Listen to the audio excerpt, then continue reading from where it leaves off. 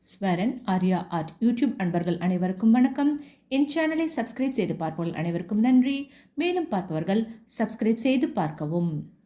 ஓம் நம சிவாய. ஓம் நம சிவாய. ஓம் நம சிவாய. ஓம் நம சிவாய. ஓம் நம சிவாய. ஓம் நம சிவாய. ஓம் நம சிவாய. ஓம் நம சிவாய. ஓம் நம சிவாய. ஓம் நம சிவாய. ஓம் நம சிவாய. ஓம் நம சிவாய. ஓம் நம சிவாய.